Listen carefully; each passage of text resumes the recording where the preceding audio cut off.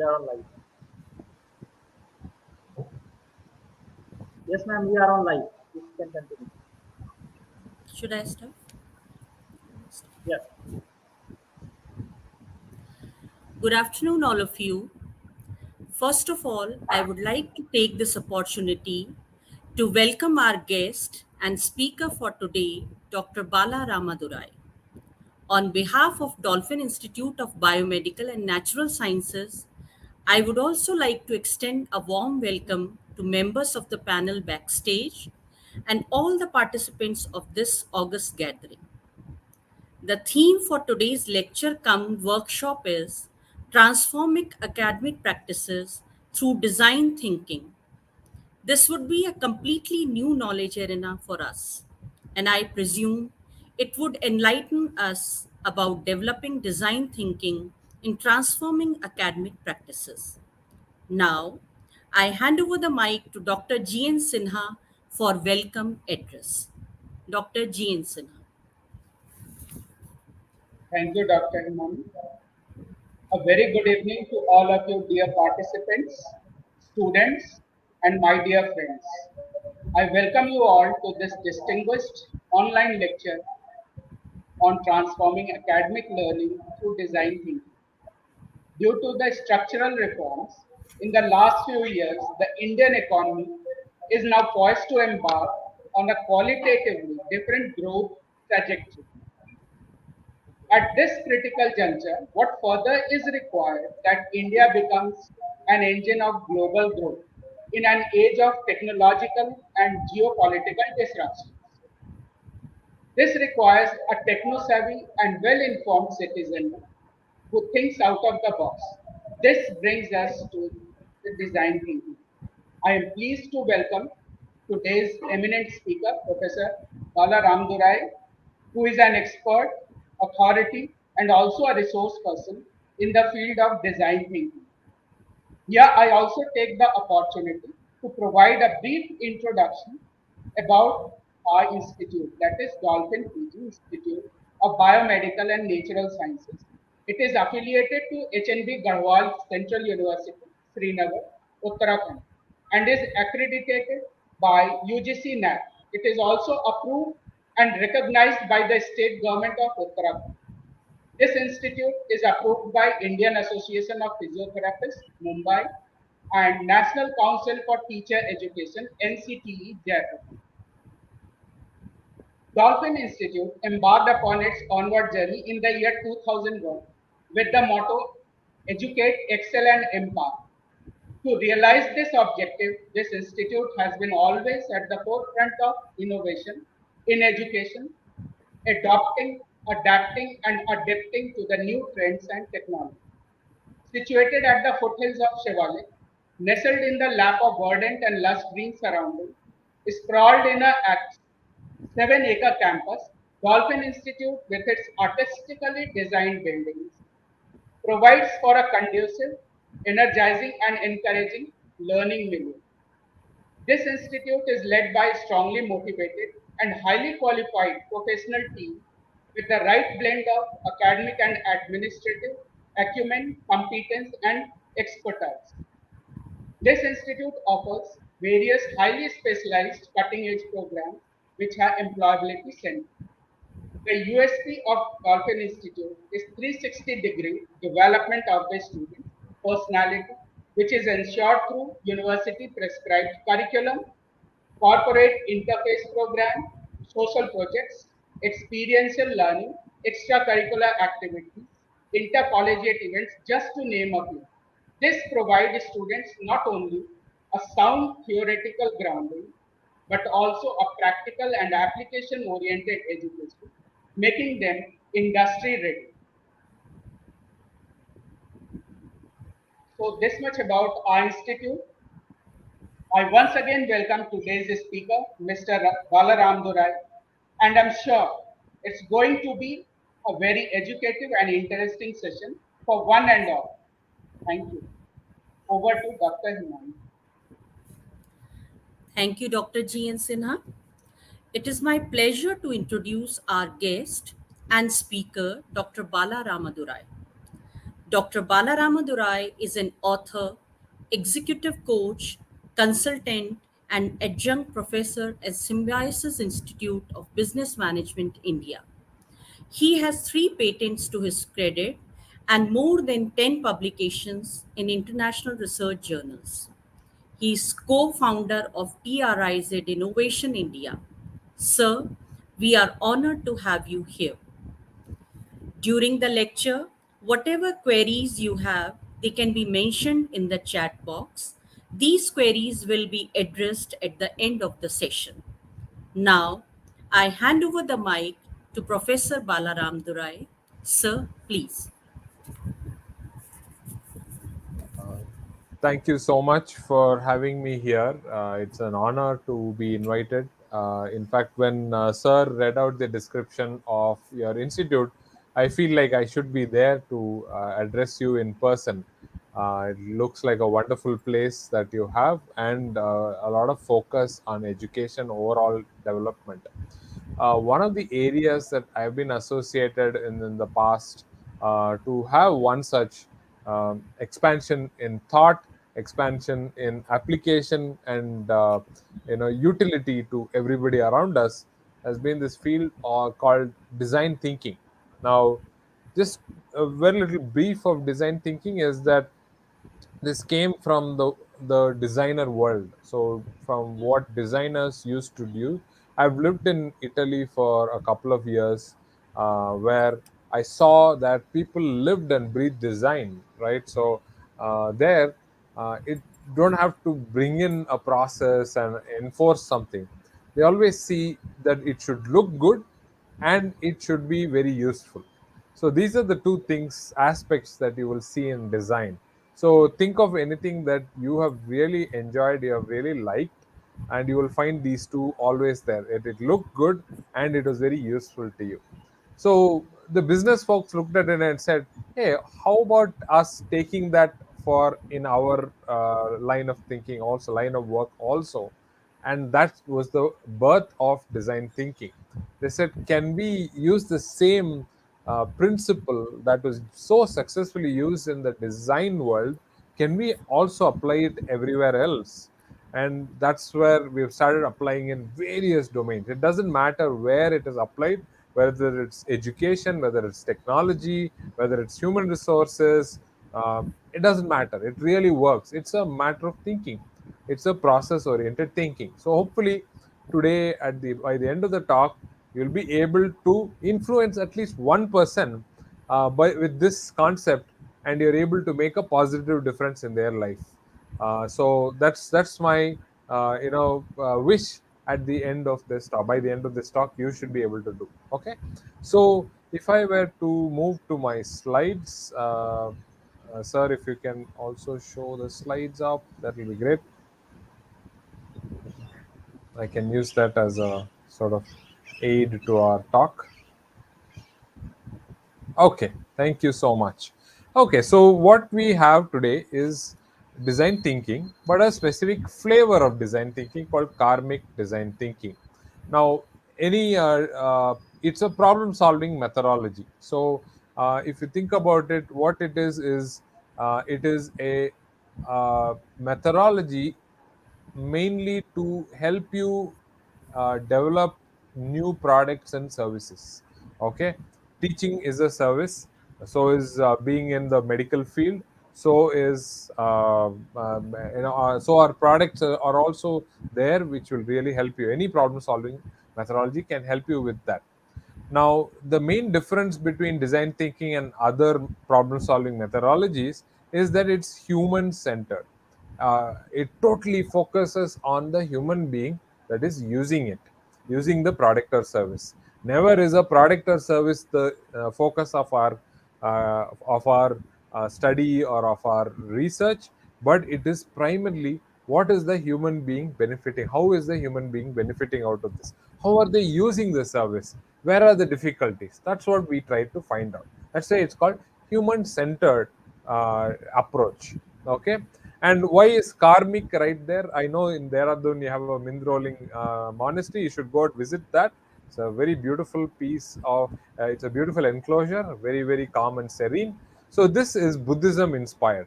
So from the teachings of Buddha, I've inspired and made this methodology even better than what I thought it was. So it's really helpful in making it a compassionate problem solving methodology. Okay, so that's why we have this karmic design thinking. Okay, so let me start with telling you a story. Okay, this is about one of my before my story, I just wanted to leave my details in the chat so that if anybody of you is interested to I don't know where to leave the chat, so I'm going to leave it in this private chat here. Sir, I request you to also share it with the participants. That will be great. Okay, I've left it in the chat. So, sir, if you can help me. Okay, so these are my details in case you need to connect with me or you need to write to me asking me about questions even beyond this workshop. Of course, I'd like to take questions in through this, but later also, if you want me to sort of address that, I will be happy to do that. Okay. So let's go to the storytelling. Okay, this is my poor attempt at drawing one of my favorite teachers in school. I loved her way of teaching. She made learning English, a lot of fun.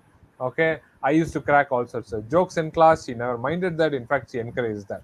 So she was one of my favorite, and her name was Mrs. Kishan. Okay, Mrs. Kishan was very good at her teaching. She was really good. I'm sure you can jog your memory. You'll find one of these teachers from your past also whom you really like their style of teaching. When they are there, you really are motivated to go and attend the classes and learn as much as you can, right? So she was an English teacher. She was there. She really taught very well in class. Now, in class, all most of the students were very attentive and very participating and all that, and it really motivated her except for this one guy at the back row. Okay, this guy was not so attentive. He was hardly paying attention.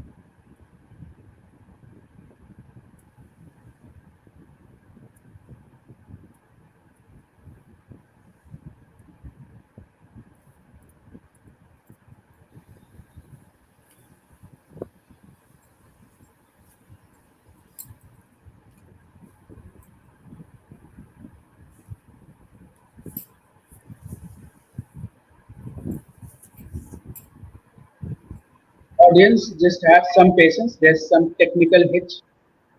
Soon it will be clear.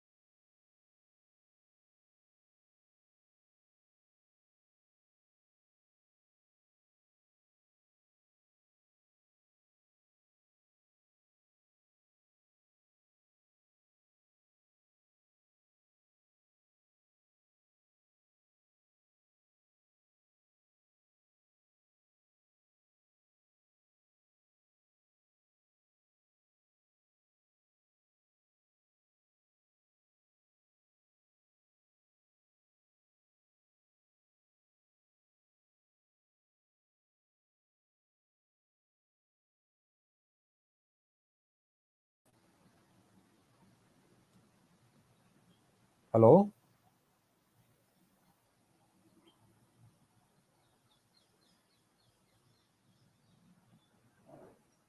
Hello? Can you hear me? Now,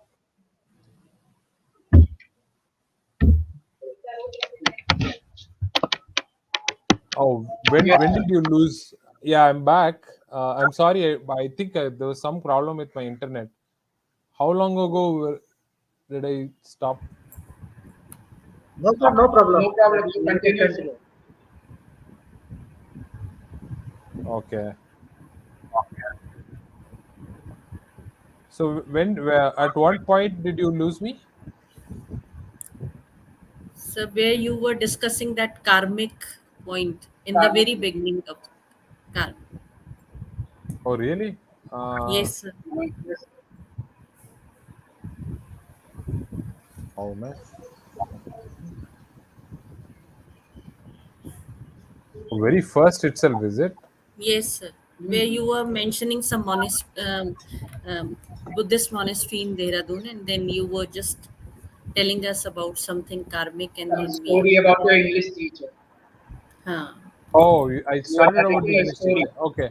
Let me show you what ah, I have. Just story, let me know. that story. Let me You are narrating show some you. story.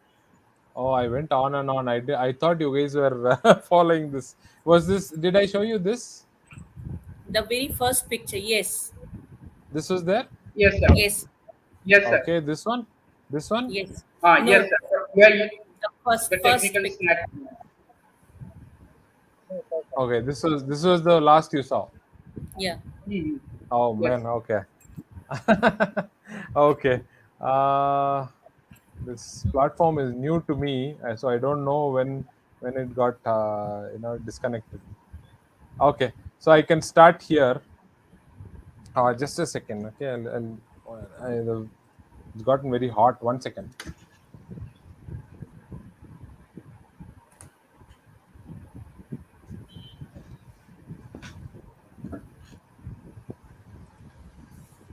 Yeah. So okay, in case I get disconnected again, there's my phone here and this phone number. In case, yeah, just in case I get disconnected again.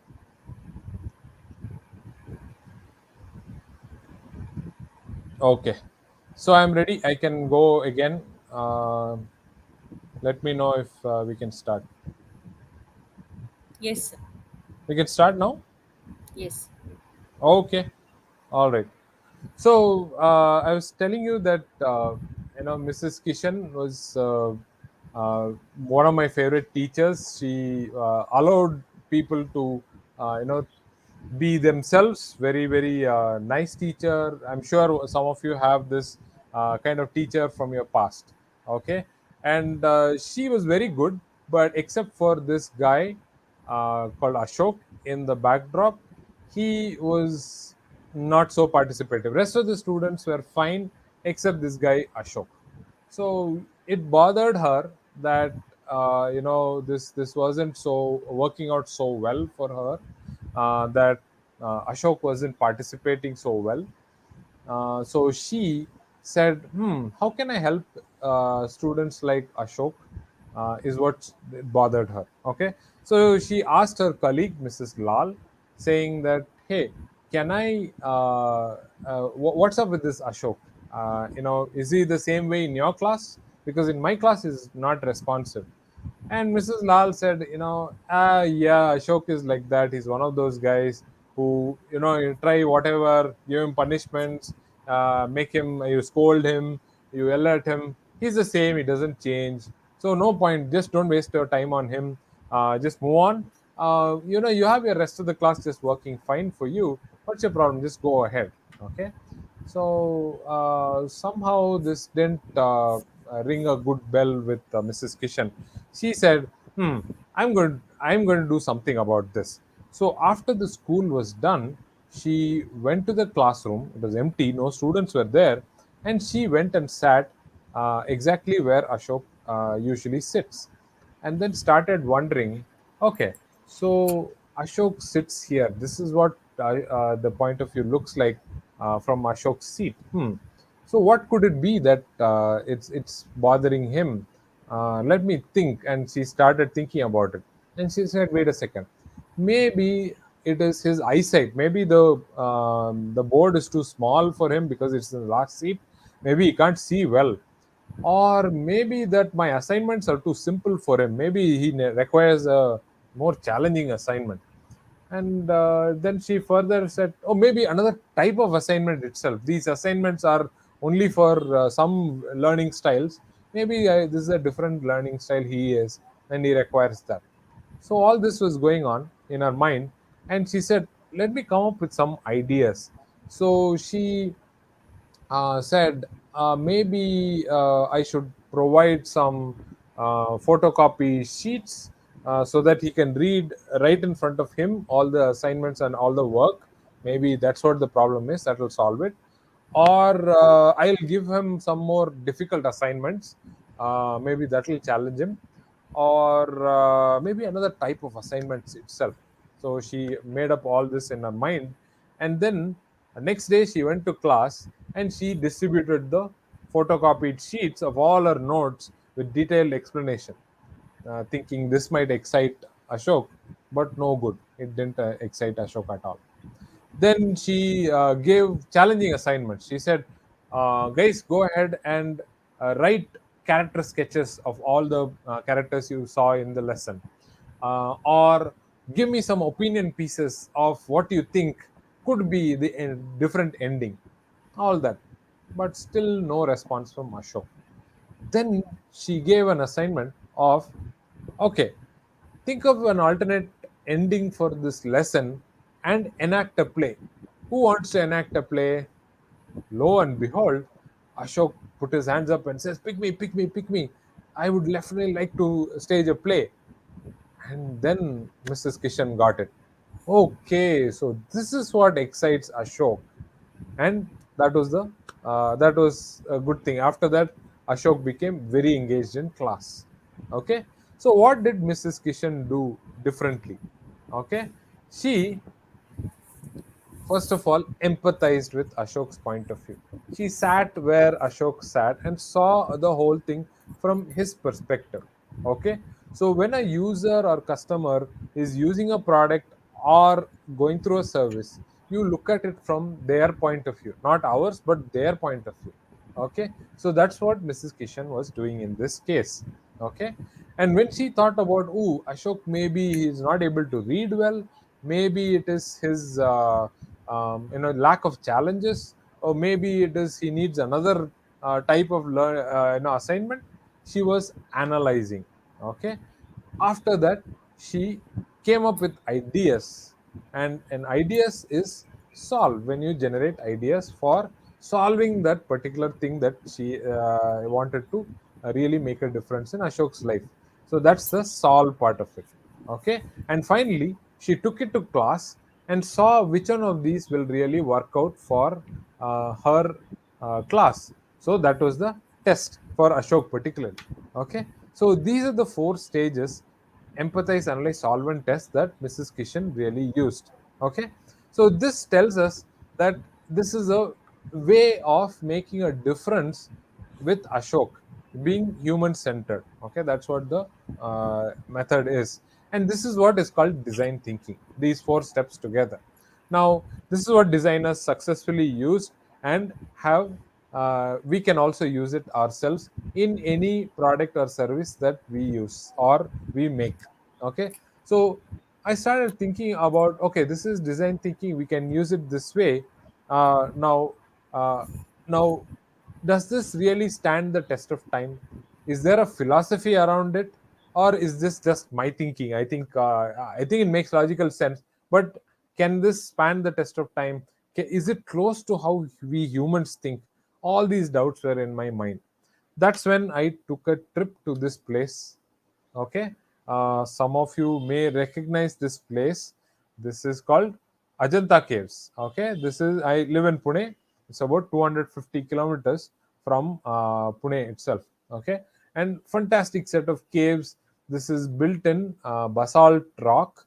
Okay, and this has lots of chaityas, which is prayer halls, and also has viharas for staying. Okay, so this is where 2200 years ago people used to stay there and do their meditation, or spiritual studies and all that. Now, of course, it's a not only a tourist site but also a pilgrimage place where thousands and thousands of tourists and pilgrims come and visit these set of caves. So I was reading up about this and I tried to find out what all there is. And of course, not only sculptures but also paintings. This is an iconic painting from Ajanta caves called the Padmapani, where the deity is holding a lotus. Okay, so this is very. I mean, my wall at the back, colors have come off, but this is 2,200 years old. The colors are still vibrant. Okay, so you should go and check it out for sure. Okay, these are amazing set of caves. Okay, also, of course, is, as you can imagine, is Lord Buddha is the centerpiece of all the sculptures in there in Ajanta caves. And this is a very famous one called Mahaparinirvana, where lots of people are sad that he's going to leave them soon. The last journey is okay, and angels are on top are happy that he's going to be with them soon.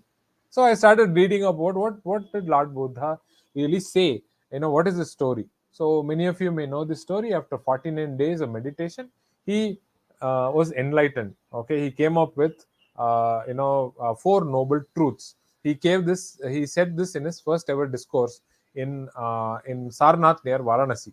He talked about four noble truths to five of his students. Okay, so four noble truths. The first one was dukkha, or acknowledge that there is indeed suffering. Okay, so first of all, accept that there is suffering. That's what he said. Now, once you accepted it, delve into the cause of suffering. What is the root cause, the reason why there is a suffering? Okay, that's samudaya. And then nirodha is the way to end the suffering once and for all. Nirodha is Sanskrit word for cessation or stopping. Okay, you have to think of ways to end the suffering. It's not enough if you just think of ways to end the suffering, but you have to walk on the path to end the suffering, which is marga. This is what he said. When I read this, I said, amazing, because it correlates one to one with what I was thinking in terms of design thinking itself. We accept and acknowledge that no service or product is perfect. Okay, first thing we accept that no service in this world or no product in this world is perfect, and that there is some suffering associated with this for the users of this service. Okay, we accept that. Once you've accepted it, we want to find out why is that they are suffering. Okay, we figure it out, the root cause of their suffering. Once that is also done, we use our own creativity to generate a lot of ideas to end their suffering once and for all, to make their life better than what it used to be. Again, just not thinking and PowerPoint presentations, but to walk on the path to end the suffering once and for all by building prototypes and testing it back with our audience, with our users, to see if their journey is any better, if their life is any better. Okay, that's what we need to do. Okay, now if you remember, if you want to remember this four steps, if it is too much for you to keep it in your head, I have a little brain hack called EAST. The acronym EAST will help you remember this: empathize, analyze, solve, and test. EAST. This is what you need to remember to keep this four steps in your mind. The next time you're going to influence somebody's life positively, think about the four steps. Okay, now I have to see this whole thing from their point of view. Empathize. Okay, now that I've seen it, I want to figure out what is wrong with that, how what all problems they may have. Okay, analyze. Now I have to generate ideas to think of ways to end their problems. Okay, and now put it back into my service, make my offering better, my product or my service better, my teaching better, my product better, and that's how we go ahead. Okay, now it's not one time we do this, but there is a karmic nature. What is karmic? Karma is basically the Sanskrit word for deeds or a result of our action. So the more number of times you do this, the more learning you have, and the more advanced your thinking and your uh, uh, knowledge of what your users are going through becomes better and better with the more times you apply this. Okay, so the karma of doing it once, you cannot realize it immediately. It will take a few generations, and then you will start seeing some effect, some positive changes on your audience. So that's the karmic nature of design thinking itself. Okay. I don't know how many of you can recognize this. I will zoom it a bit. Some of you may be able to guess it a little bit. This is a really, really old gadget, 320,000 years old gadget, which is used to measure lunar phases, okay, the moon's phases. This is the first ever calendar that has been found, 320,000 years old, 320,000 years old. Okay, it was found in a French cave. So the need to measure time and to forecast events has been there since 320,000 years. Okay, the need is not yesterday or day before. 320,000 years ago, this gadget was invented. Okay, roll the clock forward, you will see that the Mayans also figured out that this need was indeed there, and so they came up with a unique calendar of 18 months, 20 days each, 360 days plus 5 days. Their 19th month had 5 days, so 365 days. So this Mayan calendar could predict time and also predict eclipses, lunar eclipses and solar eclipses very, very accurately. 4,000 years old gadget really, really worked. Okay, 700 years ago, Konark wheel also could do the same thing, which is to measure time and to forecast events. Even today, this works very, very accurately. Okay, no wonder when Casio came up with a watch, they wanted to put in a calendar there. Okay, so they put in a calendar, and this is a gadget which can measure time and to forecast events of of very important stuff. Okay, so that's what Casio did. And so when the first ever smartphone was launched, no wonder that they included the calendar application as a default application. Okay, the need to measure time and to forecast events, absolutely the same needs, but over 320,000 years it's still been absolutely the same, not changed a whole lot at all. Okay, and 12 generations later in iPhone 12, we still find that the calendar is a default app with which can measure time and to forecast events. In fact, they have a weather measuring device also in there. Okay, so my point being that no matter how the products have evolved, how the services have evolved, the underlying need evolves much, much, much slowly, very, very, very slowly. Okay, so if you can figure out what is the need, then you can easily tweak the service or the product, or change that service or the product. Okay, so we in design thinking spend a lot of time with our users and trying to figure out that need that is unsaid by our user. Okay, so that's what the game and it's a very, very iterative process. Iterative means to do it over and over again, kind of like this chart which tells us this is a computer generated image. By repeating the same pattern over and over again, very similar to design thinking, where the pattern of EAST, empathize, analyze, solve and test, has been repeated over and over again to all the products and services we see all around ourselves have come as a result of this repetition of this pattern of empathize, analyze, solve and test many, many times over. Okay, so I don't know if you can hear this audio. I'm going to leave this link later on if you're not able to hear it. This is a fantastic example of how a technology company made a garbage picker's experience much, much better, because they started with empathy and they said, how can we help them? And technology was their answer because they were so good at it. Mindtree is a software services company. Okay, just watch this and you will be able to appreciate.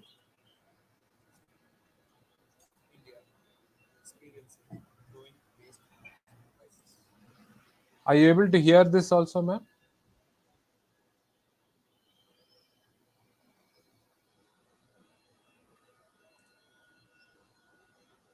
High amounts of plastic consumption is producing staggering volumes of plastic waste each day. Increasing waste generation and inefficient systems of treatment and disposal. Yes, yes, we are able to hear this. One of the solutions that has emerged बेटा आ रहा है? आवाज आ रहा है? तो कुछ सुना रहे हैं। Sorry? The voice is very people. I couldn't hear that. Sorry. If you're not able to hear it, don't worry, or not able to see it properly, so don't worry about it. I will share the link with you.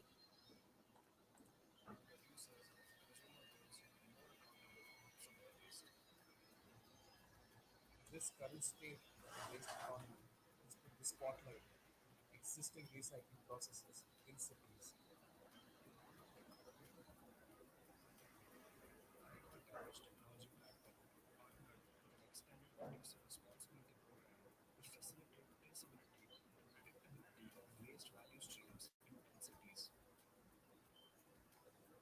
Our partnership worked with waste pickers, government agencies, social enterprises, and citizens to build inclusive reverse supply chains for plastic waste. iGot Garbage Platform achieves this by enabling waste picker-run material recovery centers across the country. We operate via an entrepreneurship-driven model. The platform serves as the technology backbone to support and streamline operations of Swachhata Kendras for recovery and processing and final sale to recyclers. Waste pickers are trained to use technology to bring more structure into daily operations, including transactions with buyers and sellers, stock management, and business reporting. Further, the technology enables tasks across the value chain, such as waste pickup, collection, buy, sell, process, stock management, and many more. As a result, the platform empowers waste pickers as independent entrepreneurs with access to the marketplace, fair wages, and skills development. This formalizes the waste management process, bringing more structure and transparency into the material recycling system. Such an ecosystem provides them with higher income, better working conditions, and a greater ownership in the value chain. Moreover, the model enables buyers, sellers, aggregators, and recyclers to come together, interact, and transact through a dedicated marketplace on the platform. The technology captures data at every stage, enabling real-time monitoring and tracking waste flow from start to end. This is made simpler by IGG's analytics and reporting tools, which allow stakeholders to view real-time data on operational, livelihood, and environment impact areas. IGG's technology enables partners to monitor and review operations on field while bringing visibility over traceability and recycling, market prices, and socio-economic benefit to waste pickers. The magnitude of India's waste management challenge is too complex to be solved by governments alone. It requires relevant stakeholders to think about how they can collaborate and contribute to sustainable change. Such collective action offers great potential for creating impact at scale. iGot Garbage aims to create impactful transformations in recycling systems and make them more transparent and inclusive.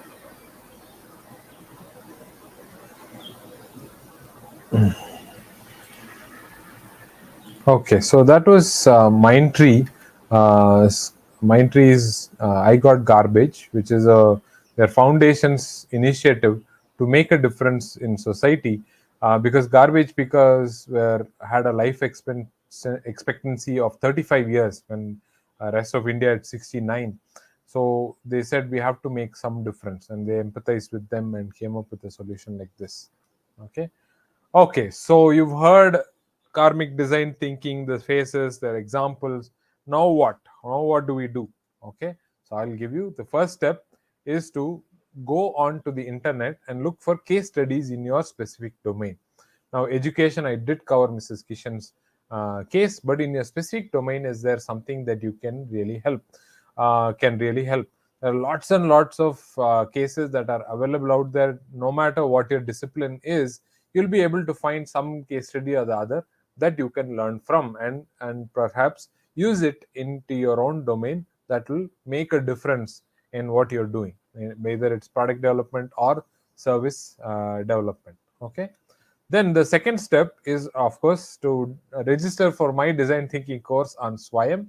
40,000 people have taken this course, and there is, for students, there is an IIT Madras certificate if you finish the course successfully, and for faculty, there is a faculty development program credits that you get out of attending this course online. Okay, and I have a lot of references that I learned from, and one of my book is also in this list of references that you can use to either teach design thinking, or if in your own teaching, if you want to make a difference to how you teach it to make it better than what it used to be, then you can use some of this for inspiration. Okay, the third thing you can do, I acknowledge that we have different learning styles, is for the visual learners. I have lots and lots of videos out there categorized by the steps of design thinking: empathize, analyze, solve, and test, and you can use them. I'll share these links with you, and you can benefit from that. Search, learn, and watch these. Okay, I'll leave you this link later on. So acknowledgement, some of the software that I've used is open source. Here's me acknowledgement saying thank you for the software and all the pictures that I've used in my book and for this. So I would definitely love to keep in touch with all of you, and thank you for your attention. And if there are any questions, I would love to hear them and do my best to answer them to my best of my ability. Okay, so thank you so much for being patient and waiting for me, and in spite of the technical difficulties. And if you have any questions, please do let me know. Thank you so much for being patient and waiting for me. And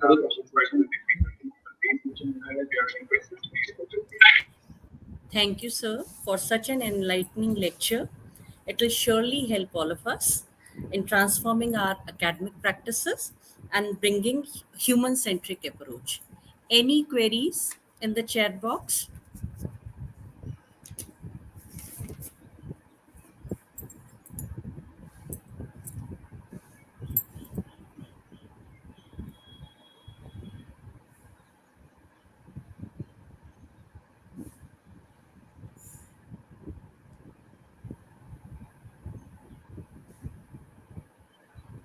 May I have one question?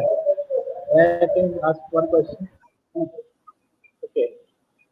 Thank you, for Professor Bala. Thank Even you. we have some interruption in between, but you have conducted this session very beautifully.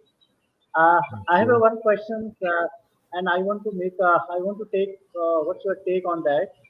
Uh, have you refer any case studies, especially in the higher education system, where we have a lot of diversity. We have received a lot of students with a diverse backgrounds.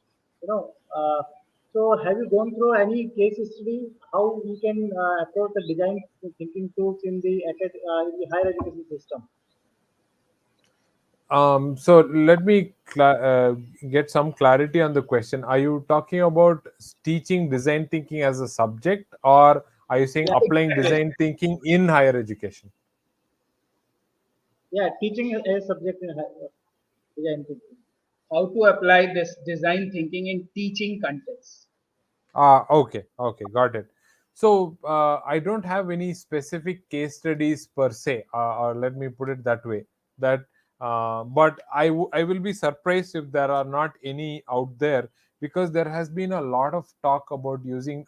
In fact, last week I was in a conference where they were talking about innovation, and one of the professors from Australia was talking about a specific case of using augmented reality in the classroom, so that people can empathize better. This is, I'm just quoting the words as he said.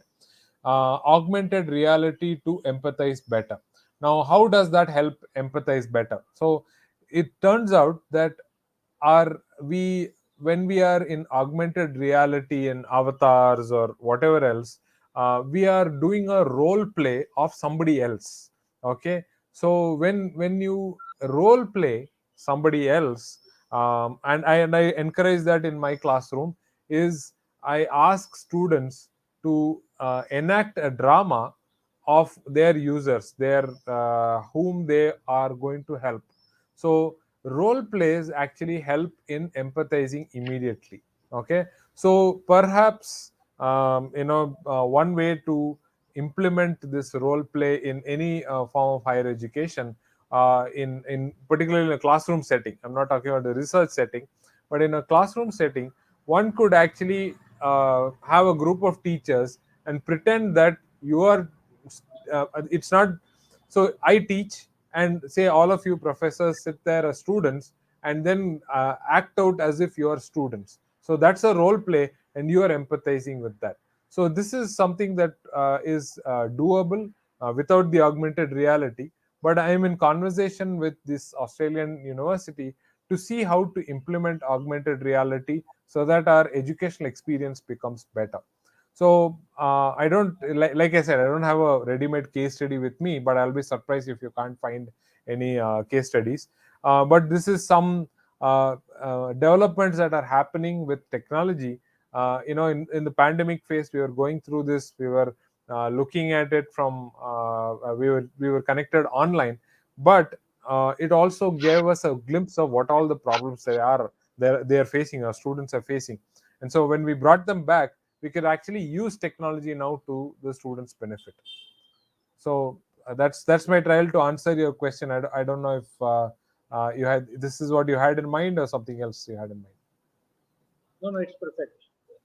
Okay, As the thank you. design thinking comes to point, it's generally in a corporate world. You know, it's completely based on the product designing, on the basis of the demand of the public. But when we talk about the design thinking in academic scenario, so it's more theoretical perspectives of that one. So Okay. that I have asked No, you this question. very very simple thing. Somebody else also asked me saying, "How do I implement this immediately in classroom?" I said, "Do what Mrs. Kishan did, right? So just go and look at it from your students' perspective. How many assignments they have to go through, how many classrooms that they have to walk before they get to you. Okay, so this is all that there is to do in when it comes to that. That's one suggestion. The second suggestion that I really benefited out of was to have a lunch with them, an informal lunch with them, not as a very formal dinner or a lunch setup, but when they are there. Once I did this, and for the first time they looked at me and said, "What is this prof doing in our mess?" But once I got talking with them, it is very easy for me to socialize and figure out what their worries are and what gets them excited. One of the things that I found out was this was in an MBA school. uh, Finding out job was important, that everybody knew. But why was it important? Because they had a huge loan on their shoulders, right? So you don't find that in engineering school. I'm an engineer, I've always been in engineering school. I didn't have to take a loan to attend engineering school, but these MBA kids have to take that. And so the hurry to get. So what I did was, in the next round of my teaching, I made sure that I told them how marketable, how employable they will become once they do these things in my course.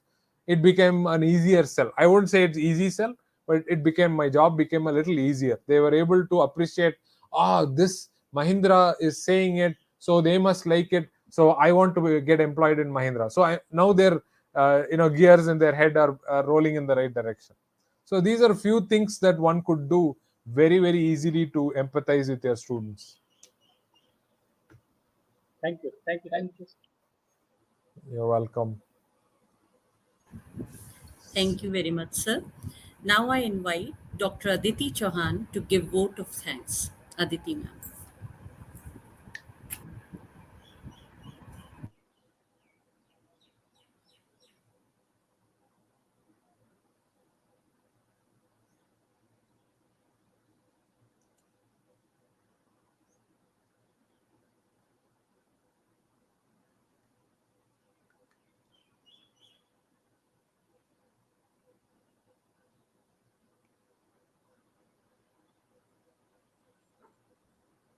Sorry, but is it just me, or I can't hear, ma'am? Aditi ma'am, we can't hear you. Just check it once.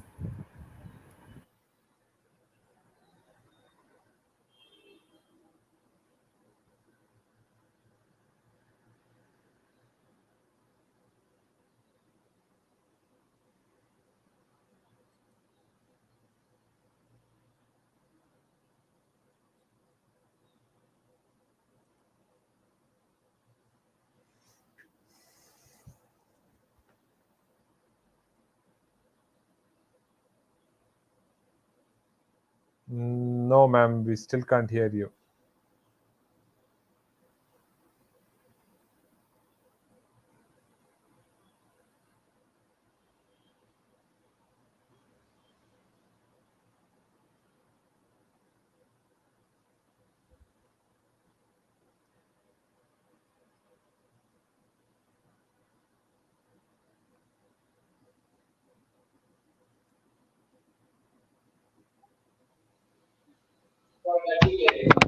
Am I audible, Yes. sir? Oh, yes, we can hear you, ma'am. Good evening, everyone. Thank you is such a prayer that cannot be seen or touched. It can be felt by heart. I feel honored and privileged to get the opportunity to propose a vote of thanks on this occasion. I, Dr. Aditi Chauhan, on behalf of the organizing committee, convey my deep regards and hearty thanks to our honorable guest, Professor Bala Ramadurai, who, despite of his busy schedule, has taken out his precious time to interact, motivate, and inspire all of us. My sincere thanks to our principal, Dr. Shail Japan, management, technical, and admin staff of Dolphin Institute of Biomedical and Natural Sciences for their wholehearted support to turn this event into a success. I would like to thank our head of the department, Dr. G.N. Sinha, for his constant support that radiated a source of energy within us. My sincere thanks to the head of the physics department, Nodal Officer NPTEL Local Chapter, Dr. Ashish Rapuri, for his persistent help and guidance throughout the event. I would like to extend my heartfelt gratitude to my dear colleague and the host of this event, Dr. Himani Dangwal, for seamlessly coordinating the program. Last but not the least, I would like to give a big thanks to all our wonderful audiences. Thank you all and have a great evening. Thank you, sir. Thank you very much, ma'am. Thank you so much. Thanks, everyone. Thank you. Thank you. Thank you, sir. And definitely in near future, we would love to receive you here. Sure. And whenever you Sure. plan to visit Dehradun, definitely we will receive you here. Sure. We will have it in near the monastery itself. Sure. Sure. Thank you. Thank you so much. Have a great evening, all of you. Thank you, sir. So we are signing off until we meet again. Thank you very much. Okay. Bye. Bye, everyone.